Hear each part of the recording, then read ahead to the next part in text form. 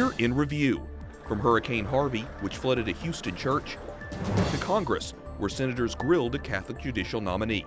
The dogma lives loudly within you. We revisit some of our favorite interviews. You always make me feel welcome. Thanks for the invite. And return to our roots, including a stop at a Native American Catholic school.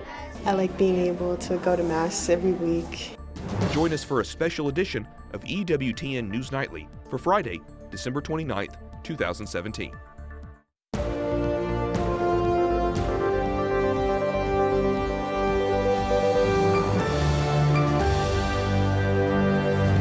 Good evening, and thank you for joining us for News from a Catholic Perspective. I'm Wyatt Goolsby, in for Lauren Ashburn. Tonight we return to some of the biggest stories of 2017 for this Year in Review.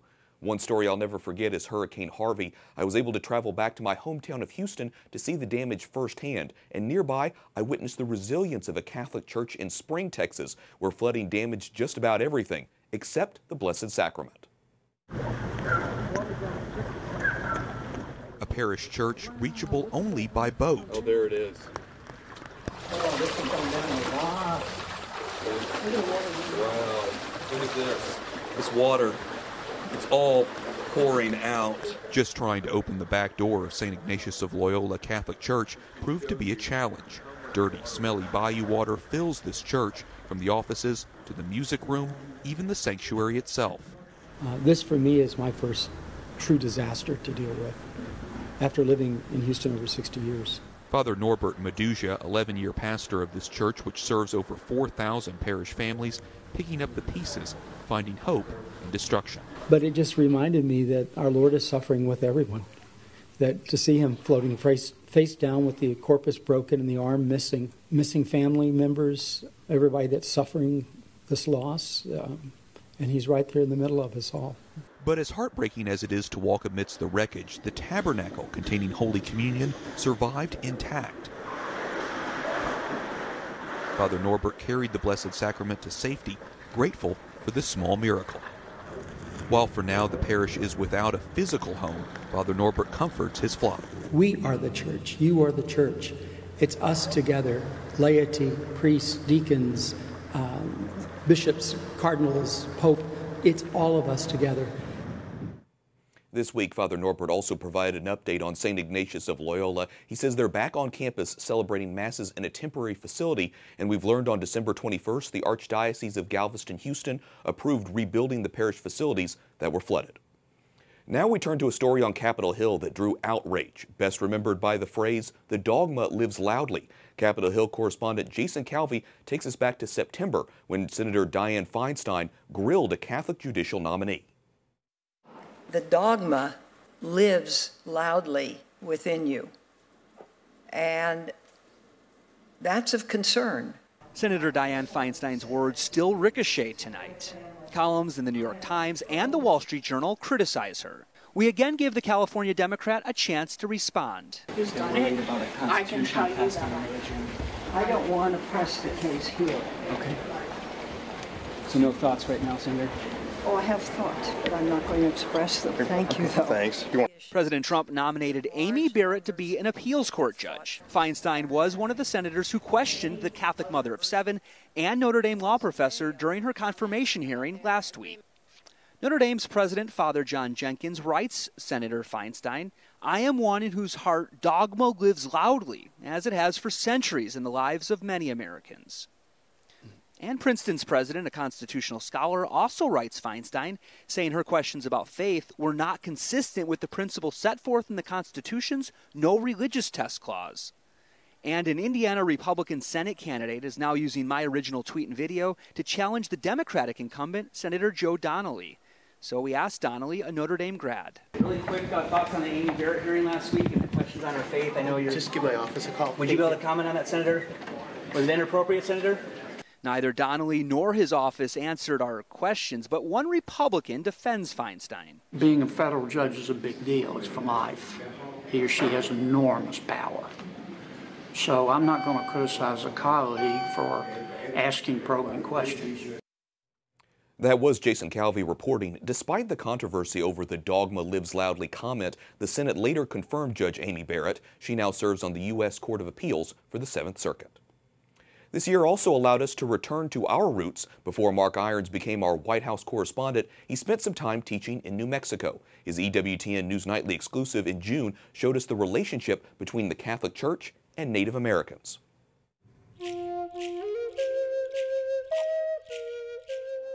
For more than 100 years, children from the Ikaria Apache Native American Reservation have come to St. Francis of Assisi Catholic School, tucked 7,000 feet into the mountains of northern New Mexico.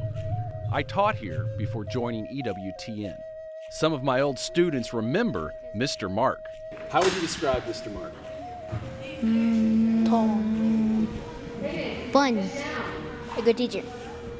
Charles Naranjo attended in the 60s, followed by his children, and now his grandchildren. We're all like one big family here and stuff, and everybody knows each other, know the grandchildren, know the kids and stuff, and like we keep, like coming back. St. Francis is on the outskirts of the Diocese of Gallup, one of the largest in the U.S., spanning 55,000 square miles. It covers ground in New Mexico and Arizona, and 62% of that land is made up of 7 distinct Native American communities. When we see that Native American peoples approach to spirituality, approach to their Catholic faith, God comes first in their life, their family comes next, and then they're third. I mean, it's a beautiful way of, I think, approaching the faith. Franciscan friars introduced the Catholic faith to this part of the world, starting missions like St. Francis and my next stop, more than 200 miles south, St. Joseph Mission School.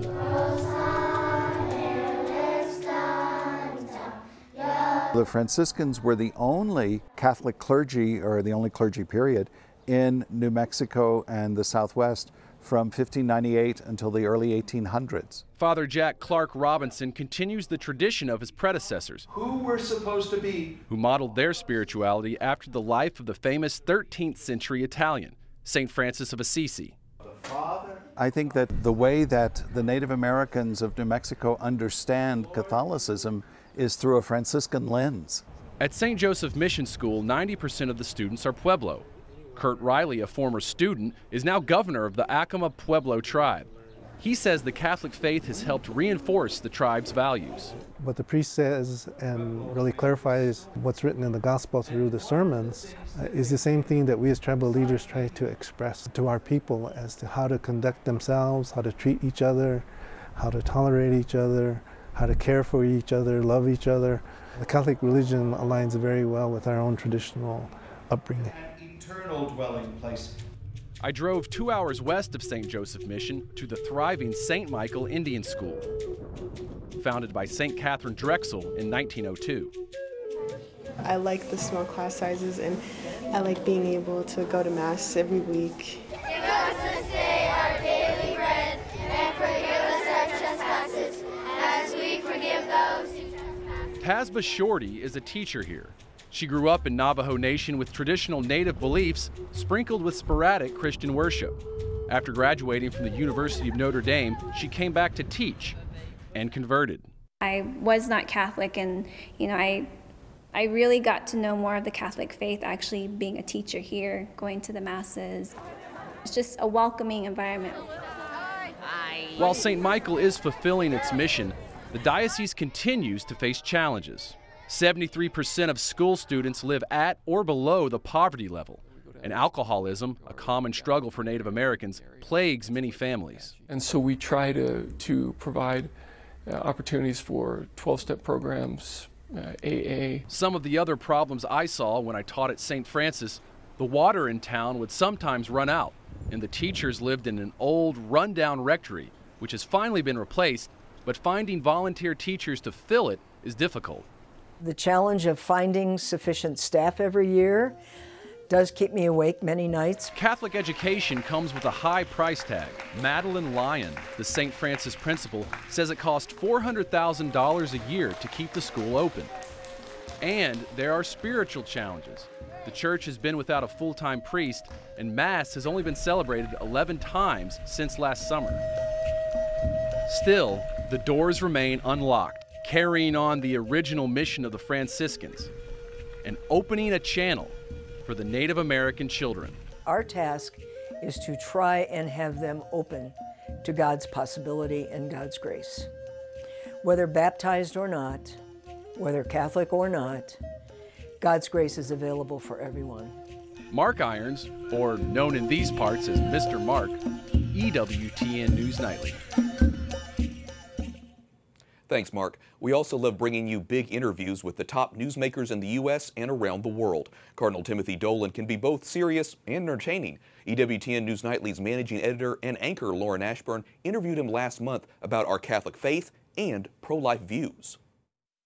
Cardinal Timothy Dolan of the Archdiocese of New York joins us now. Welcome to the program. Lauren, you always make me feel welcome. Thanks for the invite. And thanks for coming. You are one of the most popular cardinals in the U.S. You have a total gift of being able to connect to And Catholics. you are one of the most perceptive journalists I've ever met. This is going to be a really fun interview. You've been able to connect to Catholics and non-Catholics alike. Yesterday, we reported a story that by 2050, the leading Catholic regions will be Africa, Asia, and Latin America, but the Catholic population here is declining. What do you think you can do, or the Catholic Church can do, to get people back into the flock? That you're asking the bingo question, Lauren. We need to listen to Pope Francis, who tells us it's time to emphasize missionary discipleship. Discipleship means that we listen to the invitation of Jesus to become his follower. And secondly, that we stay close to Jesus. We're nurtured by him in and through his church. And thirdly, once we are a disciple, we introduce our best friend, Jesus, and his family, the church, to other people. Let me talk to you about how you get people involved who are not Catholics. You get in the converts. One of the issues is pro-life. How do you reconcile these? What does the USCCB need to do to go forward to not only capitalize on the political momentum and move the needle, but also educate other Catholics who are not of the pro-life mindset? It goes back a bit to what you and I were just chatting about, Lauren. As Catholics, we need to reassert our fundamental belief that what we believe, all right, how we identify ourselves as disciples of Jesus, as committed Catholics, translates to how we act, all right? So you got a lot of people that say, oh, I'm a Catholic, I identify as a Catholic, but it doesn't have an effect on how I act. That's impossible. Once you meet Jesus Christ, once you become part of his family, the church, your life is turned around, and every decision you make is only made under the light of his divine grace. Therefore, our pro-life stance is not some choice. It's not some hobby. It is at the heart of discipleship and our Catholic identity. But, Cardinal, I think that many people want to stay Catholic, but they want to espouse their pro-choice thought. So how do you change that? Yeah, Lauren, but wouldn't you admit that's not just a problem with our noble pro-life cause? That's the trouble with everything. It is nigh to impossible to be a good Catholic without respecting all human life. So I think, Lauren, you were talking about what attracts people to the Catholic faith, the coherence, the beautiful choreography, the consistency of Catholic faith is something that attracts people. And we got to emphasize that, darn it. When I talk to converts, with people who are attracted to the faith, they will tell me, darn it, because you Catholics believe in the truth. And you believe that there's a consistency to what we believe. There's an integrity of our faith and morals. And yeah, I'm going to admit that sometimes I have a tough time accepting it and a tougher time living up to it, but at least I've got that goal. At least I've got that light. At least I've got that direction in my Catholic faith. Cardinal Timothy Dolan of the Archdiocese of New York, thank you so much for joining us. Lauren, I'm the one who's grateful. Coming up, Inside Look, we take a tour of the newly opened Museum of the Bible. Plus, we remember Antonin Scalia, Smartest person I ever met in my life, and I was just grateful to have the time I had with him. The actor who played the late Justice talks about the influence of his Catholic faith.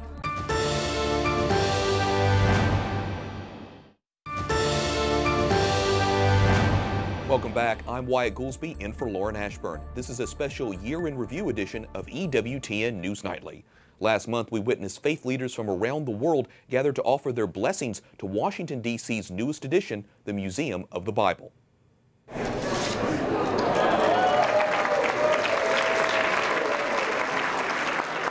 Cardinal Donald Worrell of the Archdiocese of Washington helping in the ribbon cutting for the exhibit full of pieces on loan from the Vatican Library and museums. Joining him was the papal ambassador, Archbishop Christophe Pierre, who says Pope Francis invites all people to engage with the history, narrative, and the impact of the Bible.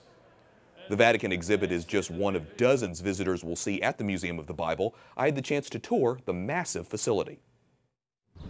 The nation's capital is home to many popular museums, but this newcomer, located just 3 blocks from Capitol Hill, stands out. Inside its towering bronze gates, high tech meets sacred scripture.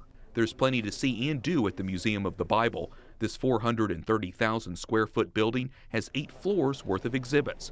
Spearheading the project is the museum's founder, Steve Green. The Green family, owners of the Hobby Lobby chain of craft stores, are largely funding the $500 million project. We want to invite all people to engage with the Bible.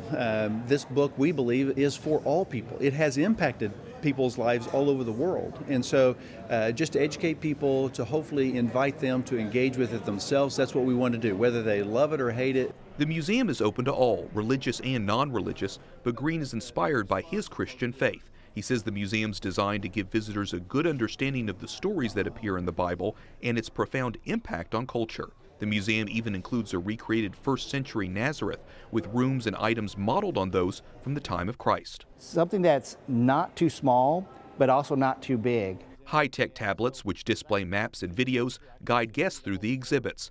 Touch tables like these are on every floor, helping visitors navigate their tour.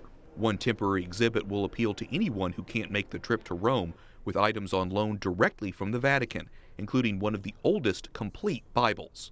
By having this presence of the Vatican, young people coming here, seeing some of this art, seeing some of this, some of these artifacts will be inspired. And in reaching out to the youth, we're reaching out to the future. Bible enthusiasts will have to schedule their visit in advance online. Admission is free, but some of the individual exhibits cost money. Actor Edward Giro says his first on-stage appearances were as an altar boy. Our own Lauren Ashburn caught up with him during his successful run playing another Italian Catholic, the late Supreme Court Justice Antonin Scalia, in John Strand's critically acclaimed political drama, The Originalist. Welcome back. Thank you for joining us. My pleasure. You and Justice Scalia share an Italian heritage and your Catholic faith, and you talked about faith with Justice Scalia. Tell me about those conversations. We had a good time about that. I was an altar boy. My mother would want me to say that that's how I started out in this business. On the Performing altar. on the altar. Right. Right. And thinking I was going to be a priest, and that changed. But we talked about the great divide of the Second Vatican Council. He's a Tridentine Mass man. Yes. Latin Mass. Latin Mass.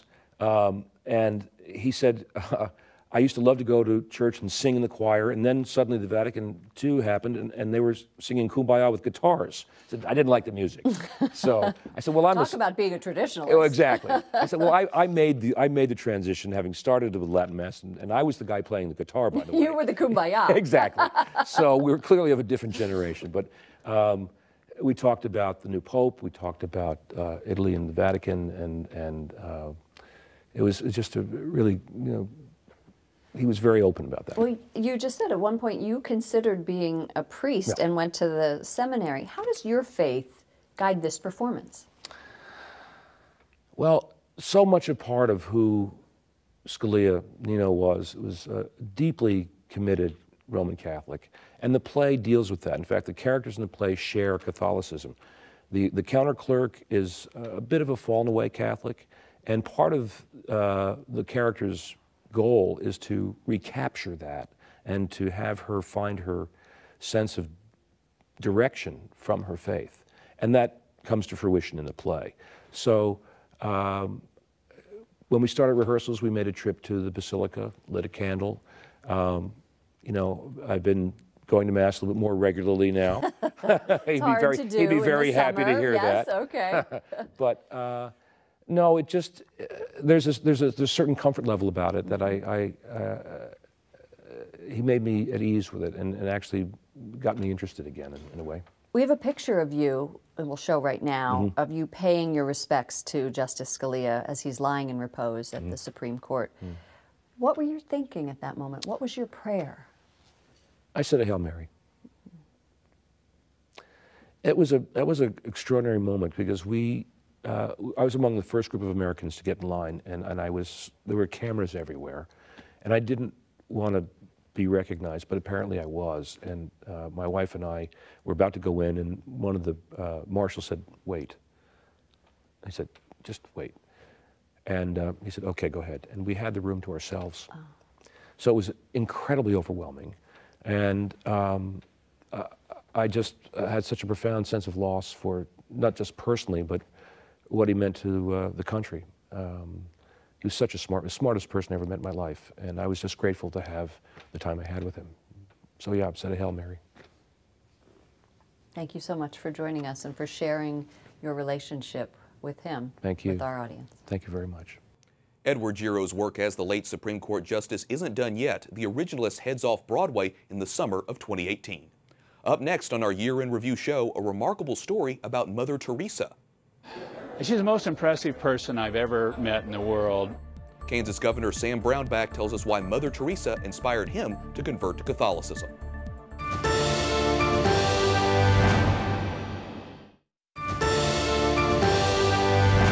Welcome back. I'm Wyatt Goolsby in for Lauren Ashburn. You're watching a special Year in Review edition of EWTN News Nightly. Kansas Governor Sam Brownback this year shared his conversion story with us. Our Lauren Ashburn spoke to him in February about his earlier encounter with Mother Teresa. I received a special gift of grace because I was a very happy evangelical. I had no problems with the evangelical church, but I joined the Catholic Church after about 4 years of studying and thinking about it. But meeting Mother Teresa was one of those factors. Why? What was it about that meeting? She's the most impressive person I've ever met in the world. And I think it was the thing she ended with that really got me. When I met her, this was her last foreign trip. She was really frail. She was kind of sliding. And I go to put her in her car, and I thought, you know, I just caught a great person a little late in life there on the downhill side. Then she grabs my hand, and she stares me in the eye, and she says 3 words 4 times. She just goes, "It's all for Jesus. It's all for Jesus, all for Jesus, all for Jesus." And the car door shut, and I just sat there and going, I just got the wisdom of the universe in 3 words. You know, I mean, it still stirs me when I think about it. It's an amazing story. Governor Sam Brownback, thank you so much for your time. My pleasure. And finally tonight, as we prepare to say goodbye to 2017, preparations are underway in New York to ring in 2018. Despite unprecedented security and a bitterly cold forecast, more than 1 million people are expected to celebrate New Year's Eve in the Big Apple. Workers earlier this week put the final touches on the ball in Times Square, a tradition that dates from 1907. And we thank you for joining us for this Year in Review, and we wish you a blessed new year. We hope you'll continue to support EWTN News Nightly in 2018. On behalf of the entire team, I'm Wyatt Goolsby. We leave you tonight with images of Christmas at the Capitol, including garland outside Speaker Ryan's office and a decorative gingerbread house. Good night, and God bless.